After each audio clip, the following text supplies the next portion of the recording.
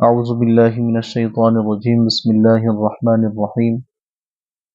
معزز سامعین السلام علیکم ورحمۃ اللہ وبرکاتہ۔ قرآن مجید فرقان حمید کے ترجمہ اور تفسیر کے ساتھ آپ کے سامنے حاضر ہیں۔ آج ہم سورۃ البقرہ اس کی آیت نمبر 62 سے اپنے سبق کا آغاز کریں گے۔ آئیے قرآن مجید فرقان حمید کی تلاوت، اس کا ترجمہ اور اس کی تفسیر سماعت فرمائیں۔ بسم اللہ الرحمن الرحیم۔ ان الذين آمنوا والذين هادوا والنصارى والصابئين من آمن بالله واليوم الآخر وعمل صالحا فلهم أجرهم عند ربهم ولا خوف عليهم ولا هم يحزنون۔ اس کا مفہوم یوں ہے، بے شک ایمان والے نیز یہودیوں اور نصرانیوں اور ستارہ پرستوں میں سے وہ کہ سچے دل سے اللہ اور پچھلے دن پر ایمان لائیں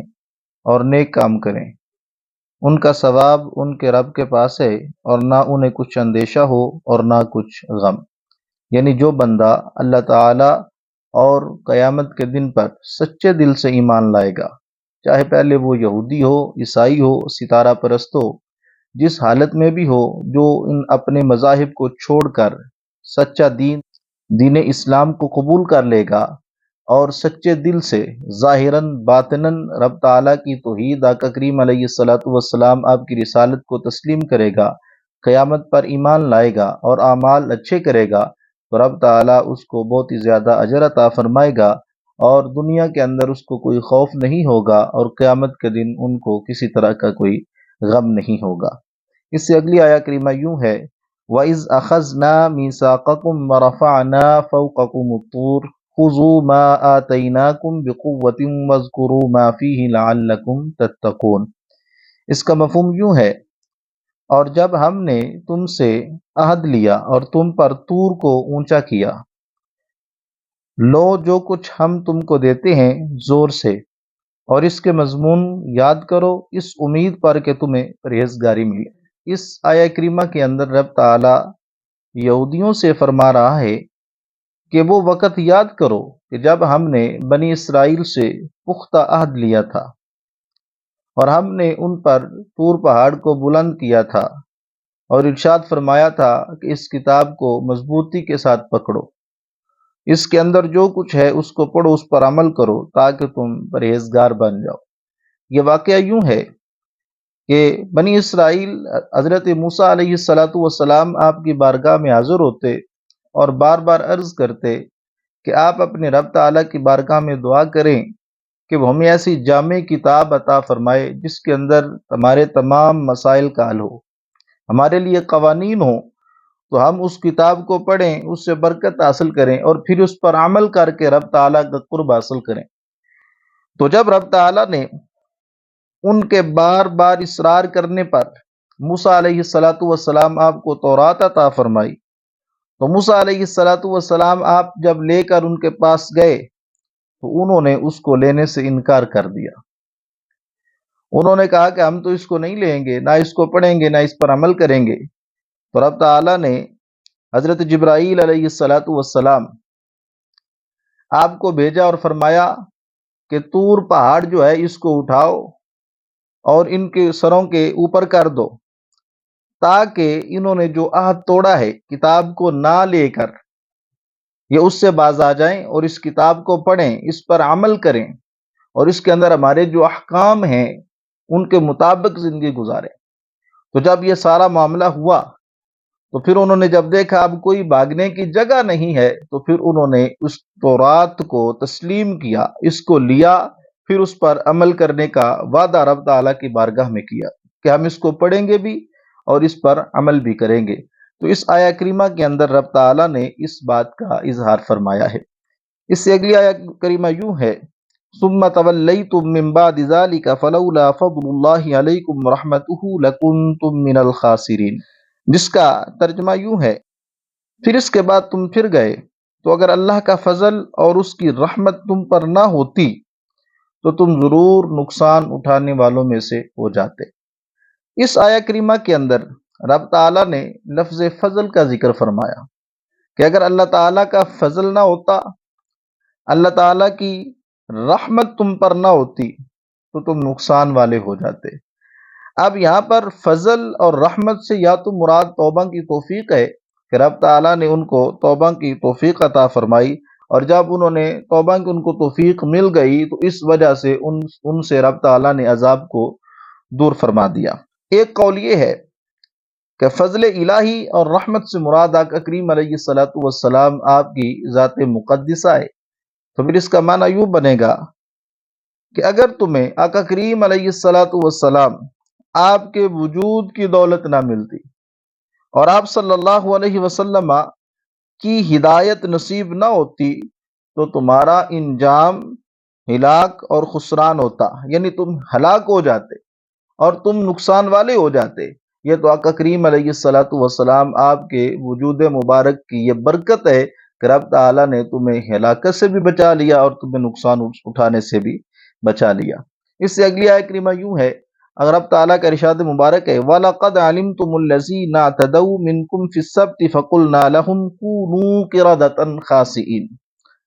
جس کا ترجمہ یوں ہے، اور بے شک ضرور تمہیں معلوم ہے کہ تم میں سرکشی کی تو ہم نے ان سے فرمایا کہ ہو جاؤ بندر ددکارے ہوئے۔ اس آیہ کریمہ کے اندر بنی اسرائیل پر رب تعالیٰ نے جو عذاب نازل فرمایا ان کی شکلوں کو بدلنے کے ساتھ رب تعالیٰ نے اس کا اظہار فرمایا، اور یہاں پر رب تعالیٰ نے لفظ سبت کا ذکر فرمایا، اور سبت اس کا اصل معنی ہے کاٹنا، کیونکہ اللہ تعالیٰ نے اسی دن اپنی مخلوقات کی تخلیق کا سلسلہ جو ہے اس کو ختم کیا تھا۔ تو اس دن رب تعالیٰ نے یعنی ہفتے کے دن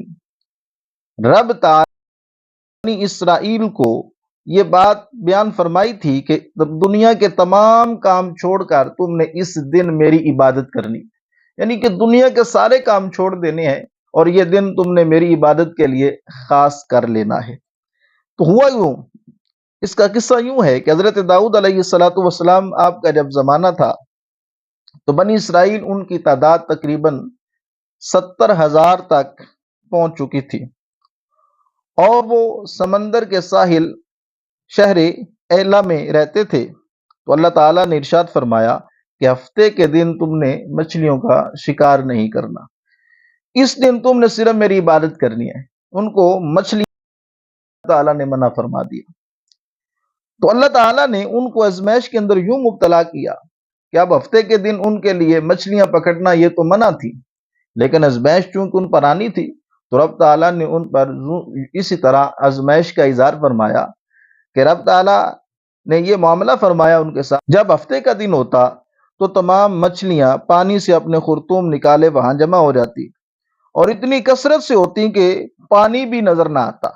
اب یہ ان کی ازمائش تھی، کہا کہ ہفتے والے دن تم نے مچھلیاں نہیں پکڑنی، لیکن رب تعالیٰ نے ایسا معاملہ ان کے ساتھ فرمایا کہ منع کیا، لیکن مچھلیوں کو حکم دیا اب وہ اوپر آ گئیں، تم نکالے ہوئے ہیں، کثرت کے ساتھ ہیں۔ تو جب ہفتے کا دن گزر جاتا تو وہاں پر کوئی مچھلی نہ ہوتی، انہوں نے ایک ہیلا وہاں پر اختیار کیا۔ انہوں نے سوچا کہ دریا جو ہے جس کے اندر مچھلیاں موجود ہیں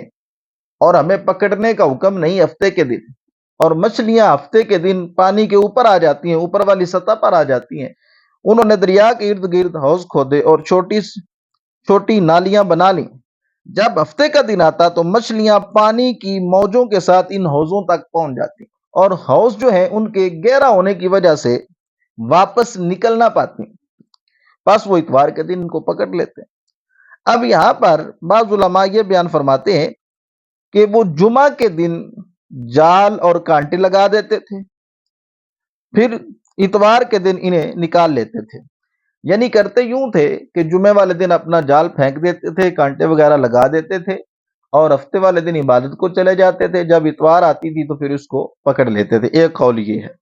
بہرحال چونکہ منع تھا اب انہوں نے ہیلا کیا، تو یہاں پر جب وہ یہ معاملہ کر رہے تھے ان کے 3 گروہ ہو گئے، اور وہ جو شہر کے لوگ تھے وہ 3 حصوں میں بٹ گئے۔ ایک حصہ وہ تھا جو اس جرم سے رکا ہوا تھا اور دوسروں کو بھی روکتا تھا، اور دوسرا حصہ وہ تھا جو خود تو نہیں کرتا تھا لیکن روکتا نہیں تھا، اور تیسرے حصے کے جو افراد تھے وہ یہ سارے معاملات کرتے تھے۔ تو جب انہوں نے اس جرم کا ارتکاب کیا، حکم کی نافرمانی کی، چونکہ ہفتے والے دن ان کے لیے شکار کرنا اس کو حرام قرار دیا گیا تھا، تو جب وہ باز نہ آئے تو حضرت داؤد علیہ السلام آپ نے ان پر لعنت فرمائی، اور اللہ تعالیٰ نے انہیں بندروں کی شکل میں مسخ کر دیا۔ بعض مفسرین نے فرمایا کہ نوجوان بندروں کی شکل میں اور بوڑھے خنزیروں کی شکل میں مسخ ہو گئے۔ ان کی عقل اور حواس تو باقی رہے مگر قوت گویائی زائل ہوگی، اور بدنوں سے بدبو نکلنے لگی۔ وہ اپنے اس حال پر روتے رہے یہاں تک کہ 3 دن میں سب ہلاک ہو گئے، ان کی نسل باقی نہ رہی۔ یہ لوگ 70,000 کے قریب تھے، یعنی ان کو رب تعالیٰ نے سزا دی چونکہ انہوں نے رب تعالیٰ کے حکم کی نافرمانی کی تھی۔ تو معلوم ہوا کہ رب تعالیٰ کے حکم کی نافرمانی پر رب تعالیٰ مواخذہ فرماتا ہے۔ اللہ تعالیٰ کی بارگاہ میں دعا ہے کہ رب تعالیٰ قرآن مجید فرقان حمید کی سمجھ عطا فرمائے اور سمجھ کر اس پر عمل کی توفیق عطا فرمائے۔ وما توفیقی الا باللہ۔